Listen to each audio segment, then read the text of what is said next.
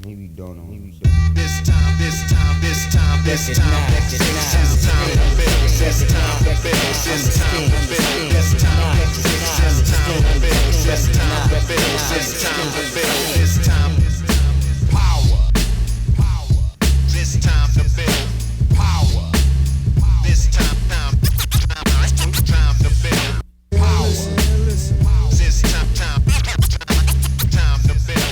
power. What's up, everybody? I'm your host, Chris Hampton. Welcome to episode 233, I think, of the Power Company podcast, brought to you by PowerCompanyClimbing.com. I'm losing count here. First off, before I do anything, thank you so much for listening and following along with that Hard Truth series that we just wrapped up recently. I got so much great feedback. So many more people came in and got the book, and I'm so excited to have been able to talk to the people that I talked to. So thank you to them. Thank you to all of you for listening. I am here in Lander, Wyoming, where summer is in full force. So I'm in training mode in the gym, getting ready for this coming fall. And frankly, it feels pretty damn good to be back in the gym. And summer here also comes with the International Climbers Festival. Today's conversation is from the International Climbers Festival a couple of years ago. It's a training panel with Steve Bechtel, Charlie Manganello, both from Climb Strong and Elemental Climbing here in Lander, with Neely Quinn and Matt Pincus from Training Beta. And like I said, this was recorded a couple of years ago. So as they introduce themselves, Matt's role at Training Beta has changed a little bit, but otherwise, I think everything else is on point. Speaking of the International Climbers Festival, it is quickly approaching July 15th to 18th this year. It's going to feel so nice to get back together with a bunch of like-minded people and celebrate this sport, this lifestyle that we're all involved in. I was just recently at the World Cups in Salt Lake City, and honestly, that was the biggest piece of it for me, was getting to see friends, getting to talk to friends, getting to hug friends. Man, you don't realize how much something like that makes you feel until it's taken away, and then you get to experience it again. So that's what I'm looking forward to with this year's Climbers Festival. There are tickets still available if you are excited, if you want to come out to Lander for a little while in July, hang out with a bunch of climbers, see films, speakers, all sorts of events happen every single year. Please, we would love to have you come out. This little town really waits for this festival all year long. So July 15th to 18th, you can still get tickets at climbersfestival.org. That link is also right there in your show notes, in your pocket supercomputers.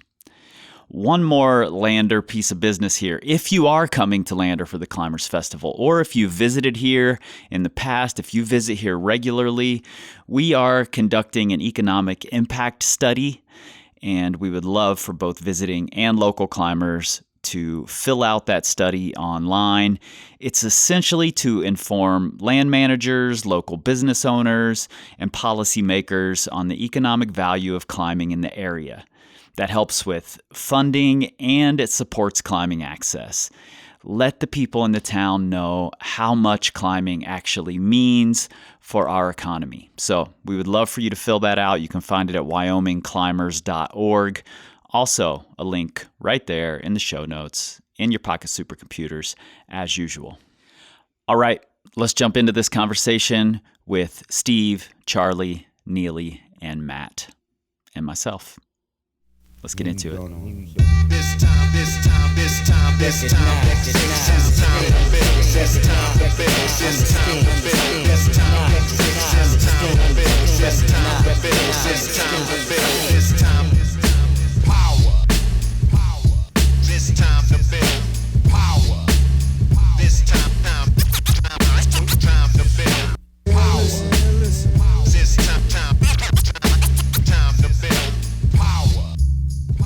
Okay, so I think the topic today, we're going to talk about kind of where to get started in your training, because there's so much information out there.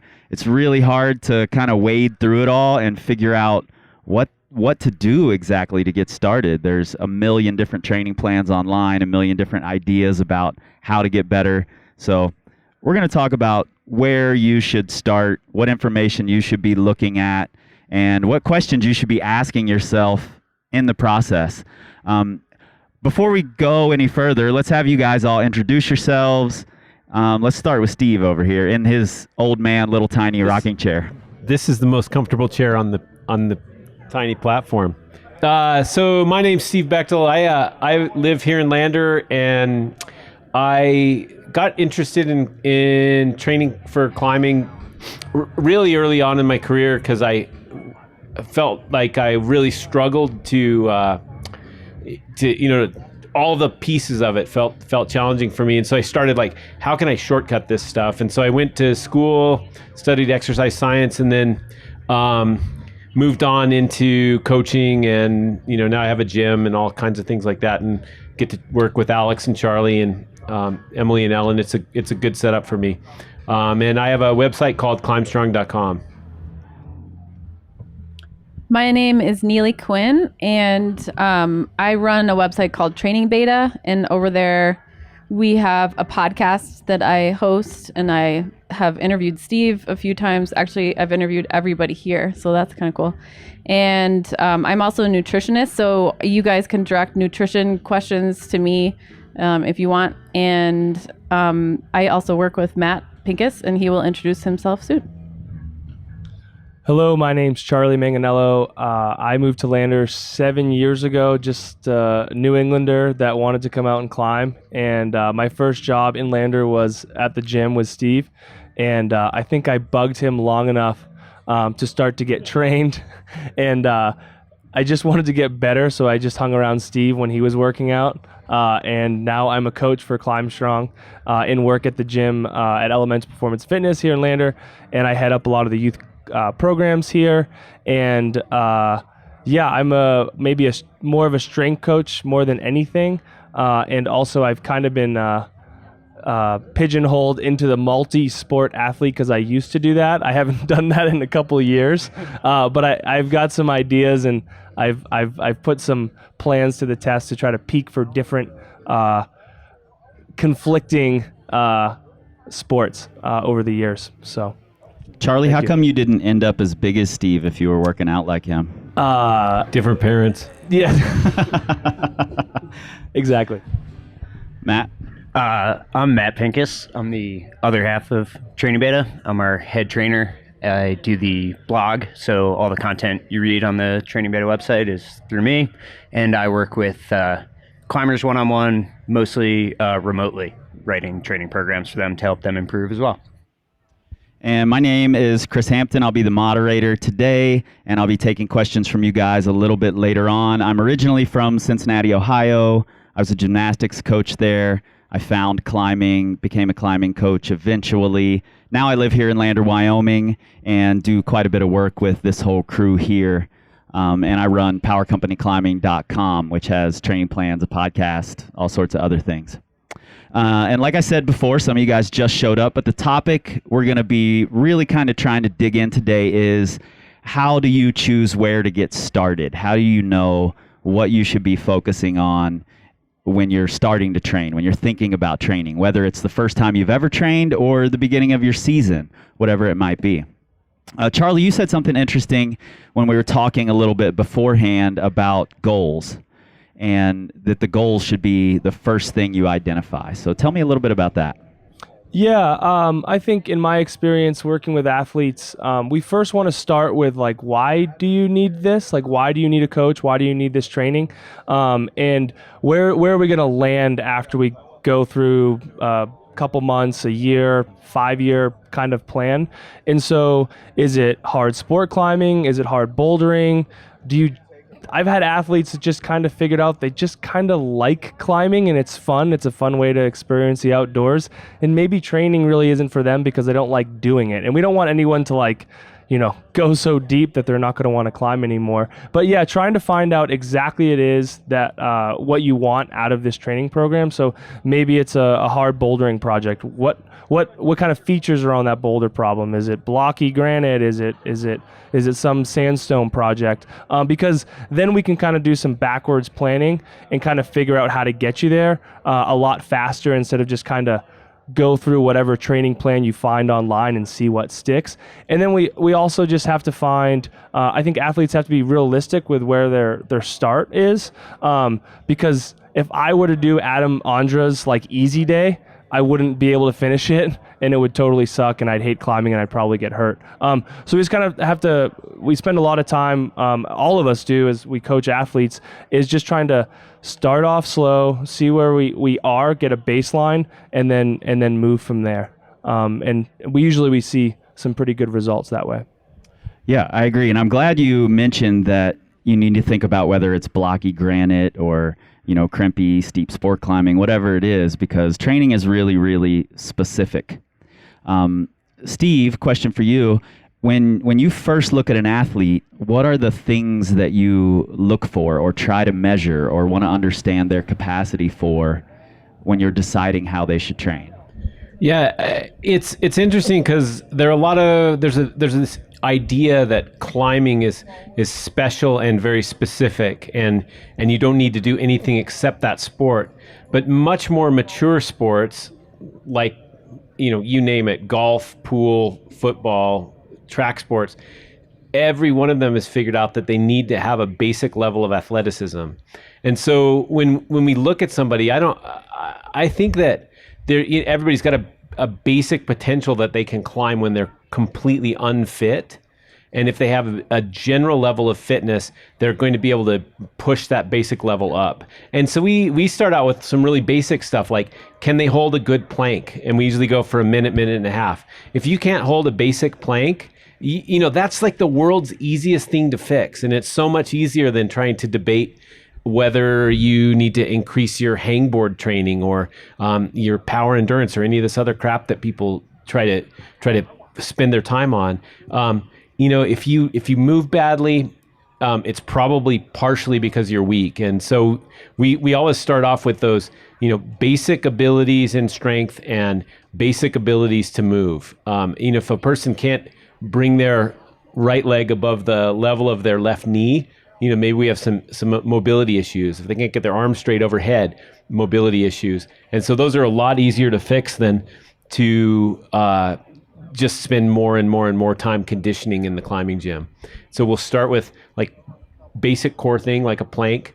Can you do a pull-up? How many push-ups can you do? Some basic squatting things. Can a person do a single leg squat? And then you can start to, usually it doesn't take long before that athlete has some red flags, and like it or not, that's where they need to start. Yeah, and I think if you're self-assessing, which a lot of climbers do, you really have to be honest with yourself about how was your form on this pull-up. Would it have met Climbers Fest opening party pull-up standards or not? And same with the plank, same with the single leg squat. Neely, as a nutritionist, when you're first talking to someone who wants to start training and really start pushing their limits, what are the first things you're looking for? Well, I'm just trying to get a baseline from them. And so whenever I work with people, I ask them to do at least a 3-day food log. And I use an app called MyFitnessPal.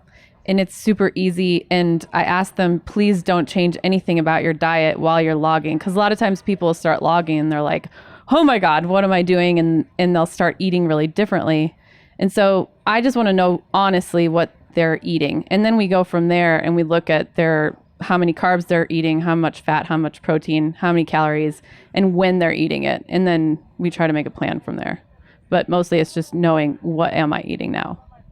Okay. If the people are, filling out this MyFitnessPal for those 3 days, are there any things that you would suggest looking at as a red flag? Not necessarily just the standards, but is there a red flag they should watch out for? No, I don't want them to look out for red flags at all.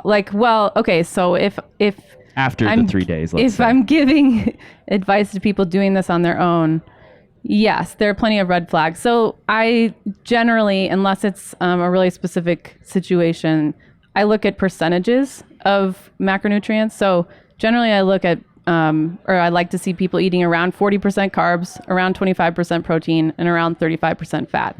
And so if their carbs are way high, which a lot of people's are, then we try to, and usually their protein is low, then we increase their protein and we cut down their carbs a little bit. And usually that's just a matter of taking out some extra sugar and some extra grains and putting in more meat or whey or dairy or something like that. So those are the big ones that you first look out for. Okay. Matt, as a relatively new to the game trainer, when you first talk with a client, what are the things you're hoping to see? And if you don't see that you want to really talk to them about? Well, especially because I work with people mostly remotely. Yeah, same here. I think the biggest thing I try to pull out of people is a goal. And kind of like Charlie said, you want to start with a goal because it's going to inform what you're doing. And on an even simpler level, we can talk, people get lost often in the like minutia of training and trying to peak and all this stuff. But if the goal is to send X boulder problem, X route to improve in this one style, then really the priority of the training program needs to be to address the things that are preventing you from doing that. So the number one thing I try to connect with people working remotely is what's the goal and like where are we at and then where are we trying to go. Okay. Yeah, I like that. I've had clients who say, I really want to climb 513, but I don't give a damn about slab climbing. I don't want to be good at slab climbing. I don't want to learn to stand on my feet. I'm only going to climb and rifle and knee bar. So make me good at that. And if that's what they really want and that's what they're hiring me for, that's what we do, Yeah, I mean, I think along those same lines, I want, like personally, I want to try to improve my own climbing across the board and be well-rounded, but it's also we all get to choose our own goals in climbing. So if you're really motivated in a certain style and want to prioritize that and that's what you're going to be doing, then I think within reason, it's okay for your training to reflect that. Yeah, totally. So I'm going to take just a quick informal poll here. Are most of you guys out here either boulderers or sport climbers? Let's have a show of hands for boulderers. Sport climbers? Yeah, boulderers. All right, let's talk about sport climbers then. Let's go there specifically. Charlie, when you first talk to a sport climber, what are the attributes of that climber that you're interested in? I ask them if they boulder. Yes. No, seriously. We were just talking about this before we got started. What's a crux? What do we call a crux on a sport route? A boulder problem, right? It's a boulder problem. We got to boulder, strength first, then we can worry about endurance. And so, kind of jokingly, but also serious, we've got to see if that athlete that's got some sort of sport climbing goal, it's usually, it seems like 9 times out of 10, they can't do the move or they're not getting to that move with enough juice. And being able to be a little bit stronger. So we're talking about the hangboard. We're talking about maybe some limit level bouldering in the gym, focused limit level bouldering, not just these 3-hour mega sessions where you lob at holds for too long. We try to focus their training sessions a little bit more around strength. And if we need to build the endurance up a little bit, we can do that either in some route specific ways, either while they're out of the crag, gaining some fitness on that route, or maybe a couple weeks before kind of a performance week, maybe upping the volume a little bit. But really, truly, it does come down to bouldering. I know we all joke about it, but it's really easy to see. We've all had a friend who's like really into bouldering and super strong. It doesn't take them that long to get up to where their sport climbing friends or exclusively sport climbing friends are already climbing because they have the strength. Strength is the foundation for all climbing. And then we have all these other attributes that we can build up through other workouts, specifically before performance week. So Steve, let's say a boulder or a sport climber comes into your gym and they first talk to Charlie and Charlie's like, so do you boulder? And they're like, yeah. And Charlie's like, well, I don't know what to do now. Yeah. You're good to go. Refer to Steve's graph. You're good to go. Let's say they've been a good boulder. They come in to see you guys. What's next after the strength? And they want to perform at sport climbing. Correct. I think the most important thing is to address their prejudices, and it, like you referred to earlier. If you can climb 13A at Rifle, but you can't climb 12A somewhere else, that's showing us there's a big technique gap.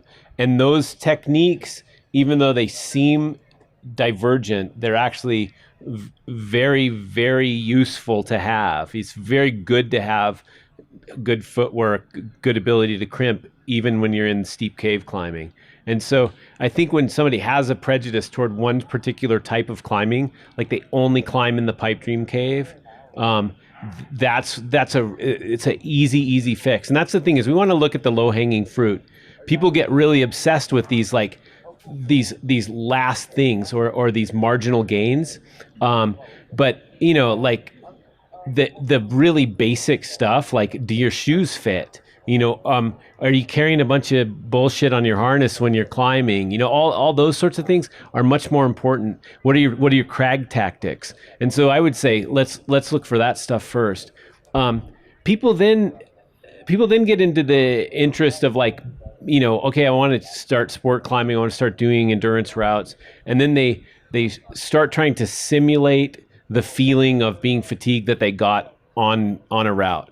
And getting fatigued or feeling fatigued doesn't necessarily equate to the fastest path to endurance, because we know that getting super fatigued in that middle zone of endurance, the power endurance zone, requires a tremendous amount of recovery time, and it's a short training cycle. And so you'll go over the power endurance peak really quick. And so I think it's a mistake to do that. And I think a more intelligently designed bouldering or power focused program is a good way to go, even when you're trying to perform. And we can give anecdotes of this and that climber, but in general, people that can boulder really, really hard don't have a problem converting to hard sport climbing.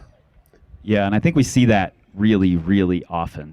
Mm-hmm. I think bouldering first, sport climbing next, and then really good sport climbers don't often have a hard time transferring it over to trad climbing either. So they're really not that different, and bouldering comes first, strength comes first. I think we've established that.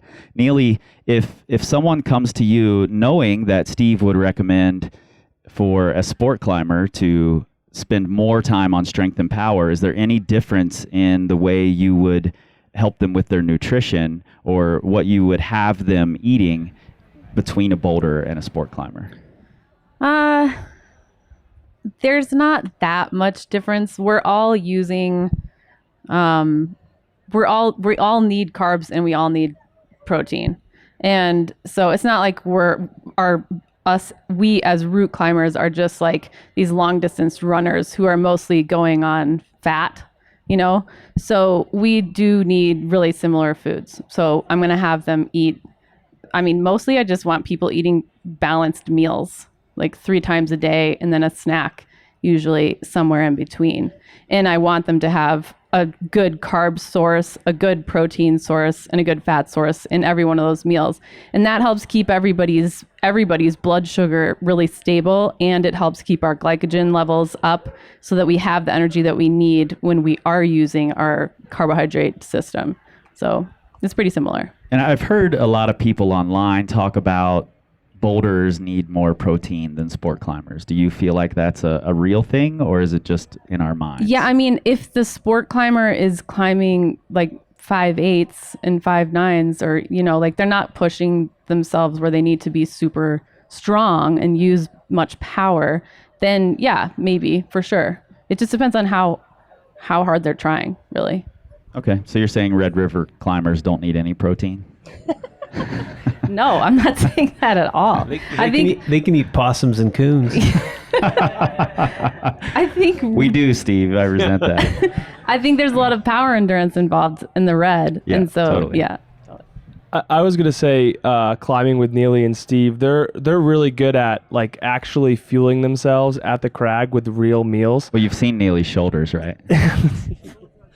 That's exactly right. No. What it is like I would just make a PB and J and I just have a couple bars just because it's what I thought I would need, or that's just what you have like on a trail or whatever. But like bringing up a Tupperware like with a burger and sweet potatoes and like green beans, it's like really easy to do. It's not like you're hiking it miles and miles back. Like, yeah, if you're doing a big backpacking trip, that's not really realistic.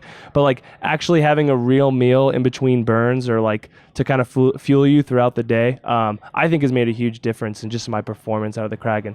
And they're really, really good at that. Yeah, well, because you think about what you eat on a regular basis when you're going to the gym or whatever, and it's definitely not bars all day. It's real meals. So I just try to have people simulate that out at the crag as much as they can.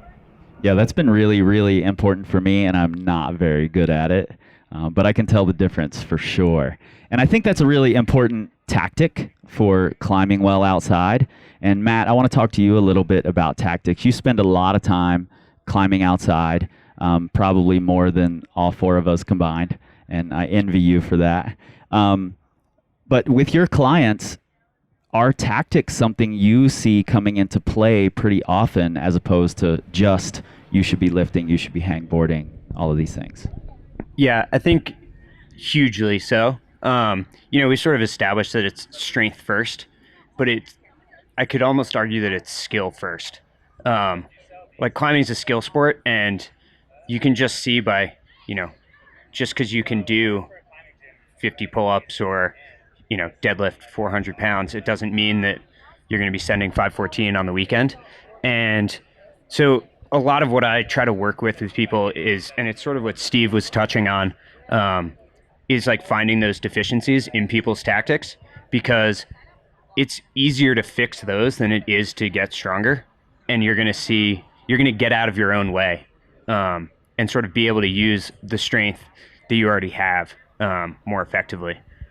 Yeah, and I'm sure every one of you have come across this. I've had several pretty experienced clients who don't utilize some really basic tactics that could really take them over the top. And I've seen, we're all friends with Jonathan Segrist. I've watched him walk up to a crag, not even try the route without a stick clip, and just stick clip bolt to bolt to bolt, and just identify where the holds are. He wasn't trying any moves. He wasn't trying anything. He just wanted to know where the holds were for his next attempt. And I think that's a pretty amazing tactic for one of the strongest sport climbers in America to be using. Yeah, I think Jonathan's a great example of somebody who's really got that red porting projecting process really dialed in. And I think that that's an area most people can stand to improve. And even the first step that I try to work with a lot of people on there is even acknowledging that projecting a route is a process, that it's not every go from the ground is an attempt to send or even an attempt to do all the moves.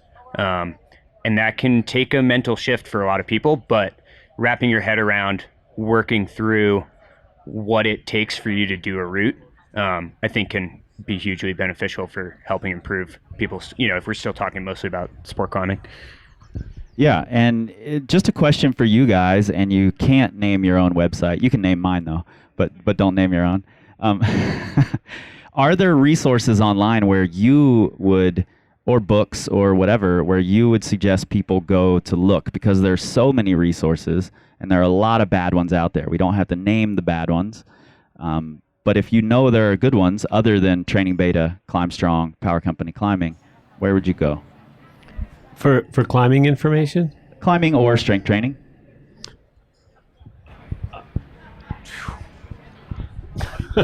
Tension climbing. Steve only goes to Climb Strong. Tension climbing is a good one. I mean, I think we'd all agree, like 9 out of 10 climbers. Yeah, Dave McLeod's Yeah. awesome. I think that's one of the best books out there. And I think Yeah. that's like more tactic based, like just kind of getting over your kind of mental challenges of like not taking either your training seriously or, I mean, I try to read that book once every year and I still like pick stuff from it. And Yeah, same. I think it's a great resource. That's one that comes at the top of my head.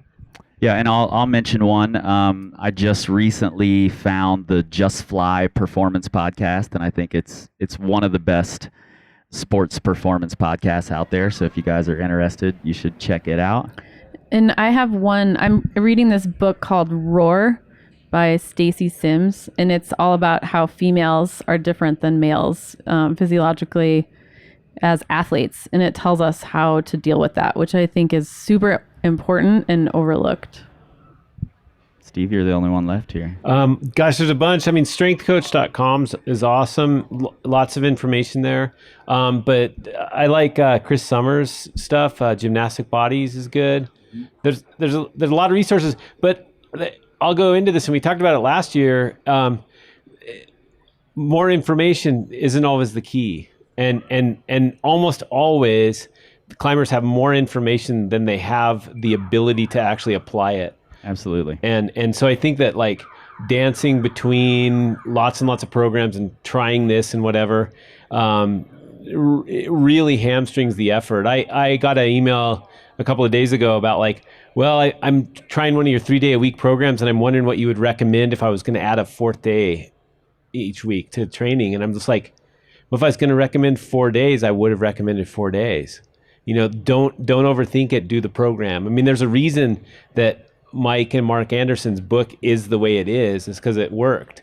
And when you try to modify it or try to add too many things in, like, oh yeah, I'm doing the Rock Prodigy program and I'm doing this program on top of it, then that's when people start to continue to stay at the same level. Yeah. Are there times when you think people should modify their plans? Sure. Yeah. If they have an injury, if they have specific needs for their programs, but really, it's like when you go, you know what, I'm going to take all the technique work out and just do campusing. You're falling toward your prejudices, and that's mostly what happens. And that's the biggest value of a coach, is to look at you from the outside, and they'll say, hey, wait a minute, how come you only climb in the pipe dream? Yeah. Other than my ice cream habit, Neely, do you see people kind of fall to their prejudices in nutrition planning as well? I mean, everybody has their favorite foods, and there are some foods that people just won't give up sometimes. But yeah, I have to have a lot of conversations about like the fact that fat isn't bad for you, the fact that protein isn't bad for you, that meat isn't bad for you, like things like that, and that they have to eat a lot of dairy in order to get enough calories, things like that. So yeah, there are a lot of things that I have to talk to people about, but climbers are fortunately like really open to information, and that's why I love working with them. Yeah, and like Steve mentioned, maybe too much so. All those things that they're believing are partly because they've read it on Reddit somewhere, and maybe that's not always a good thing. And that's why I asked for good sources of information that you guys like, instead of just looking for the next article in Climbing Magazine and switching up your plan to fit that entirely. Well, yeah, that'd fucking work. Oh, sorry. So I have another one, actually. If we're going back to talking about tactics specifically, I think an amazing resource is more experienced climbers around you. Good in an area. They've been through it. Like if you're climbing in the pipe dream cave, and that's and there's somebody who's a multi-season veteran there, they've already gone through the learning curve, and the more you can borrow their knowledge, the faster you can sort of improve your tactics for a given area. Yeah, that's a really good one. Go ahead, Charlie. I was just going to say, and we talk a lot about this, and Steve has, like just having a training log will tell you whether the planned worked if you actually follow it through. And so I think a mistake we see with a lot of athletes is they're on something for 7 days and they're like, didn't work. It's like, you got to give it like the full, at least 4, 5, 6 weeks. And then you can come and tell us that it didn't work or I need a new plan. But if you don't finish something, you're definitely not going to know if it was good for you. And sometimes it's just as valuable to know whether something didn't work as it is to know when something did work. And that's where the training log comes in, because then you can look back and see, wow, like I climbed my hardest last fall. What the heck did I do the 2-3 months before that? And, maybe you can repeat it, maybe you can't, but your money's on the stuff that already worked for you before, instead of trying to going to the new shake weight plan. So shake weight. I'm going to release a Power Company climbing shake weight. It's a shake weight hangboard. That's his blackboard. No, but to add to that, Chris, I think a really good indicator of or a thing to keep in mind is that most climbers that have any kind of experience are probably within about 20% of their max strength already. If you've been climbing for a long time, you're up there. And so you've got to look at these things that are really going to improve you, like going in and getting a little more serious about your hangboarding or whatever else might help, but the bigger chunks are going to be like tactics, technique, things like that. As Justin Shang says, climbing is all about controlling your ass. And if you can do that, everything else is going to fall into line. I don't know how much time we have here, and I don't know what our time limit is supposed to be, but I definitely want to get to some questions from you guys. I do have one more thing I want to kind of talk through the panel with. Do you know what our time limit is, Steve? We have till 7. Yeah, till 7. We'll just keep going then. It's 2:40. I don't know. What's the time now? 2:40. Okay, well, one more question for you guys, and we'll just No, it's take like some questions it is then. 2:40. That's not our time limit. Okay. I don't know what the limit is. Okay. Well, let's say someone has come in, they've talked about their goal, they understand what it is that they need to improve on, they've got the 3-day-a-week plan, and they've stuck to it rather than trying to add a bunch of new things in. They're eating well, they're taking real food to the crag. When is the time to transfer from training to outside? I see a lot of people mess this up. They're very worried about that transition, as if there's like a moment where I'm like, okay, indoors over here. All right, time to be outside. So when does that happen? What do you guys recommend as the time to start going back outside? Like when it's sunny, I would say no. I mean, you shouldn't not climb outside if at all possible. If you have the access to it, or you could climb like quote performance in the gym. Like if you have a big rock gym, you would transfer from doing the parts of climbing into actually trying to perform. Go out there and I'm going to send this thing. And at that point, then it becomes a tactical challenge where the athlete needs to, and this is maybe the most critical component that a climber can put into their training, going along with Charlie's logging, is, am I proud of the effort that I just put in? And that goes pitch by pitch, set by set, move by move. Like this doesn't happen to me very much, but sometimes people get freaked out and they quit and they take a hang, right? No, but at the end of that thing, it doesn't matter if you sent or hung or whatever. It's, did you put in the effort that you're proud of, and did you try your best? And that's we've talked about it a ton, Chris, where that becomes the big factor. You can have people that are unbelievably strong, but they have a 10-cent head and they give up. And so that's going to be the major transition to being outside or being in a performance zone, is when they can start doing more of that and not just thinking about, oh, I need to get this stronger and fix this part of my training. Yeah, and just to piggyback off what you said, that part of being proud of the effort you just put in, you also need an intention for that effort you're about to put in, rather than just allowing yourself to say, oh, well, I didn't do what I wanted to do, but I'm still proud of it. And then just making up your goal after the fact. I think it's really important to have an intention and being proud of how you tried to reach that intention.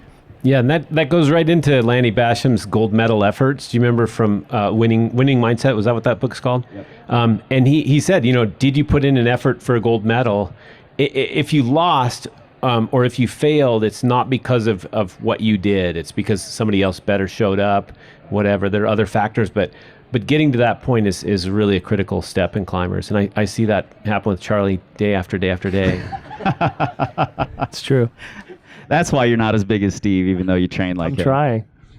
You were going to say something there, Charlie? I totally forgot. No, I think, what I was going to say, I think it's a good question. Like, some people might live in areas where maybe you are in the gym, like, if you live in Alaska and you have like 4 hours of daylight, you're probably in the gym most of the winter. And so if you live in an area where you can continue to climb, then you should continue to climb. We see a lot of athletes are like, oh, no. It's like a beautiful fall day. Nope, it's hangboard day today. I need to rest for my hangboard session and skip the climbing day. That's That's you're way too deep on the other end, and you should be climbing that day. And you also have to be realistic with where are you in your training. If it's the middle of the winter and you're just wanted to do a big six week gym session where you're getting super strong for your future projects, that's great. But then you got to transition out of it. And I think very often people are like, oh, I'm going to get ready in 4 weeks for my big performance goal. Like the stuff you do tomorrow, the stuff you do next week when you all go home and take all this amazing advice, is going to be valuable a year from now. It's not going to really even be valuable for your fall project. So you've got to think like long term. Just hopping on a hangboard like for a couple weeks isn't going to make you a better climber, but hopping on a hangboard once, twice a week for a year, you better believe you'll see some improvement. So you've got to really have that long-term view in mind. It's not, none of this is a quick fix. I'm still looking for the silver bullet, and I haven't found it. Yeah, let me know when you do. Yeah. And just to piggyback off of your idea of if it's a really good day, you shouldn't skip it just for your hangboard session. If you live in the Southeast, the summer is not the time to try and go and perform. So you're better off then staying in the gym where it's air conditioned and you can get strong instead of just losing skin. Unless you're someone who needs a lot of outdoor mileage. And then I think it is really important to go outside and climb through those conditions and learn to struggle through that. I think that's going to help make you a better climber far more than that little bit you're going to get from another hangboard session. Tactics. Matt, your thoughts on this? Yeah, so I think it comes back to the idea of sort of how we started with having a goal. And to borrow from like Dan John here, the goal should be to keep the goal. So that using that to inform when you are thinking you should be in a performance phase, or when you're, if it's like good conditions on your project, then you should go try your project. But like Charlie said, you should have already in the past had that long-term view and made the right choices, planned accordingly to know my project's going to be great in October. I should train hard in August and, in the year leading up to that to be ready then. And then it's time to switch gears and to perform. And, we're none of us are in this to get better at hangboarding. So, it's a tool and it should just be treated as that. And then training is the way to get you sort of to the point where you get to express your skill as a rock climber and give you this sort of window where you can accomplish something. And when you then arrive at that window, it's time to let the other things go and focus on, the reason you started training in the first place, which was to improve your climbing. Yeah, I have several friends and clients who are really tied into training, and they just want to train all the time.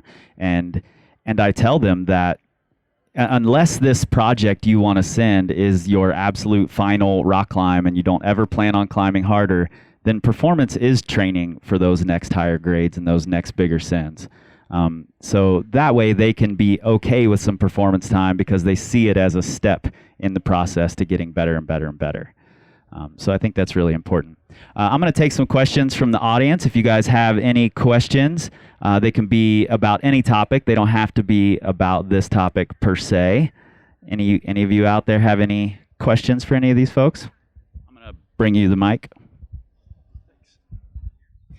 So I have a question about what we've been talking about with like prejudices and setting goals. If you're trying to get climbers to think about fixing the easy stuff, right, and not just adding more hangboarding, how do you get them to shift their goals so it's not just, give me a hangboarding program so I can have like bulletproof fingers? Instead, make them think, how can I fix my technique, or how can I add a little bit more general strength conditioning to my routine? Yeah, well, that's a self-identified weakness, right? You say my fingers aren't strong enough, so I want a fingerboard program. And I've run into that, especially with the remote training. You're giving these guys programs, and they're getting very, very good. And they have, they're putting up these huge numbers on the campus board and the hangboard, and you're like going, man, this guy should be like, this should be on the cover of a magazine. And then you realize that they don't get much mileage, or they have, real bad technique, crappy shoes, whatever, and that self-identified training goal was incorrect. And so I think getting into a assessment with either a coach or your friends, the guys you're bouldering with in the gym, and say like, why are you guys able to send all this stuff and I'm not? What am I doing wrong up there? Video is an awesome tool for that. The people that like to watch themselves on video like it for the wrong reasons. But using video as an assessment tool is really, really useful. There's a guy that trained at our gym for a while. He videoed every set of every weight exercise he ever did, and was really, really self-analytical. And so I think that whether it's you as a friend or you as a coach, that's how you're going to get that person to get their mindset right. And some people, when we talk about goal setting, are setting their goals way too low. Like I've got, people are like, well, I'm thinking about trying a 13A this year. I've climbed, 20 12Cs, and I'm thinking about working my way up there, and I'm going to do a pyramid, and they're being very, very timid about it. I'm like, well, why don't you try 14A? Let's like seriously, like these grades aren't unachievable by the majority of people. And so I think that sometimes you got to be pushing them a little harder too. Yeah, I think to piggyback on that, when you talk about shifting goals, when you really talk to somebody, if you're honest, if you can get people to be honest with themselves about like, what do you really want to achieve in climbing?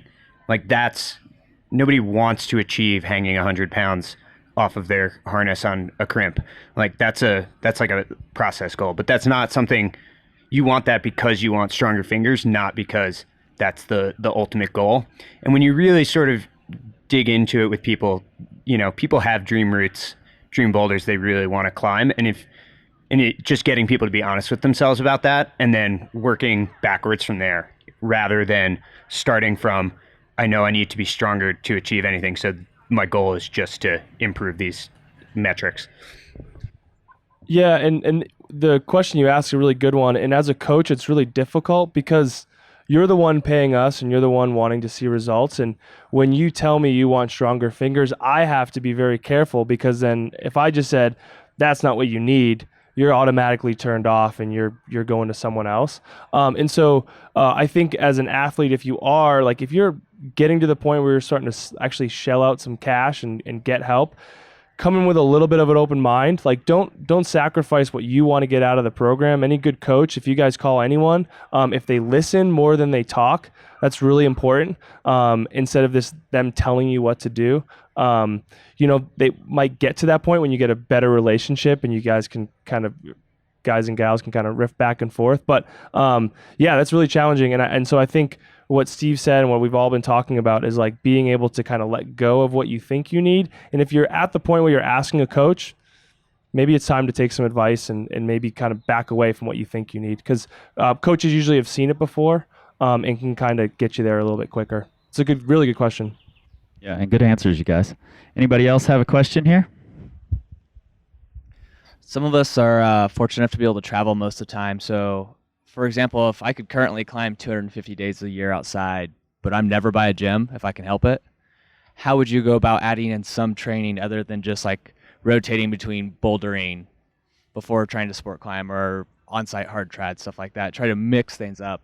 What would you guys do to encourage us that can travel, are already doing a fairly good job, or at least seem to be, about nutrition, trying to be somewhat tactical and not just eat cheap crap? What do you recommend? Do you mean like a supplemental training other than climbing? Get a flashboard and a couple kettlebells. That's it. And on top of that, be organized about it. Like that, you have to be super, super disciplined when it comes to traveling. We have people that have the best intentions when they take off, even for a week-long trip, and they're like, they throw their hangboard in their backpack and go. But how, keep a training log. Say like, okay, 2 days a week I'm going to do this. I'm going to progress it this way. Because training is progression. If you aren't tracking progression or attempting progression, you're just exercising. And so, but I think you can have a really good plan. There's a guy that's traveling nurse. He's got a gym in his sprinter van, basically, kettlebell, 2 hangboards, a bunch of elastic bands, and it does really, really well with it. And I think there are good examples of that. But the flashboard's the place to start. Yeah, there's a blog post on Training Beta where these guys made an A-frame, like a tiny little, was it a tripod? To put up their hangboard. You could also hang a TRX off of that thing. I mean, you could do a lot of things, but the other thing is, like Jonathan Segrist, to go back to him, he travels most of the year too, or a lot of the year, but he'll always take a couple 6-week periods where he will be at a place where there's a gym so that he can train, so that he can stay strong. And that might be like an option for you. God, that Jonathan is so hot right now. So that's essentially, I'm in the same boat. I get to travel pretty much full time and can climb outside sort of wherever I want. And the way I approach that in terms of trying to add more structure into my training is not that I stop climbing outside during a training cycle, but that I'll switch the priority. So, instead of always trying to send the next route that, moving down the crag that you're psyched on, I'll set aside, chunks of time in the year that, I'm still going to go outside and climb, but it's more important for me to like do the strength work, do the maintenance work, and build for the next season. Yeah, and I think you can do that while you're climbing outside as well if you just can't stomach going into the gym, And one thing I have a lot of my clients do is to really take a look at what it is that they're working the hardest outside. If you're a Red River climber and you're in the red for a couple of months and most of your time is spent getting pumped and your fingers are losing strength quickly, then a hangboard workout on your morning of your rest day or something might be a really good idea a couple times a week, just to make sure your finger strength is staying up and not letting that attribute go away. And I think that, if you're in Waco and you're planning to go to the red, then maybe towards the end of your trip, you should do some volume days or something like that. But just taking a look at what you're working the most while you're performing and then not trying to train that same thing all the time is important. I was just going to say, as well as getting organized and like giving yourself some time to actually start to get stronger or see some progression in whatever thing you want to get better at, is also being creative and like not letting conditions dictate whether you're going to work out or not. And so like, you can't pack your flashboard or whatever, and you're in some hotel room and you hang on the edge of a door frame for 3 sets of 10 seconds or whatever, at least something, and not just being like, oh, I don't have all the stuff I usually have, so I'm not going to work out. So just being really committed to the process. All right, we got time for one more question if there's anybody out here. Anybody got a question? All right, thank you guys a ton for coming out.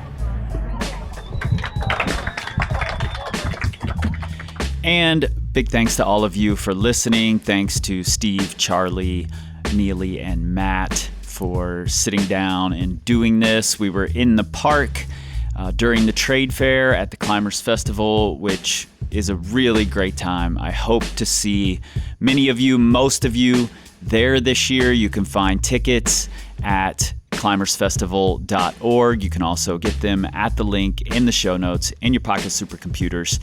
Also, if you're coming, please do us a favor, take that economic impact study. One was done at the Red River Gorge several years ago. They've recently done a follow-up.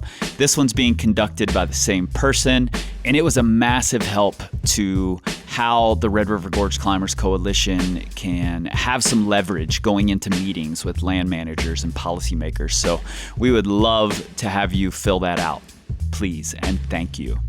Again, link right there in your show notes, or you can find it at wyomingclimbers.org.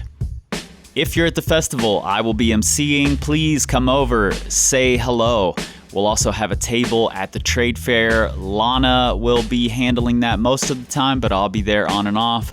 We would love it if you would come and say hi. We'll have postcards in all of the swag bags for the festival that we'll mail out for free for you. We made them specifically for this event to send out to your friends and let them know that you're having a good time and that they should come next year. So hopefully I will see you there soon. In the meantime, you know where to find us, powercompanyclimbing.com. You can find us on the Instagrams, the Facebooks, the Pinterests, the YouTubes, many of the places at Power Company Climbing, but you cannot find us on the Twitter at Power Company Climbing because we don't tweet. We scream like eagles. This time, this time, this time, this time, this time, this time, this time, This time to build. This time to build. This time to build. This time to build. This time to build. This time. Power. This time to build. Power. This time to build. Power. This time to build. Power. This time to build.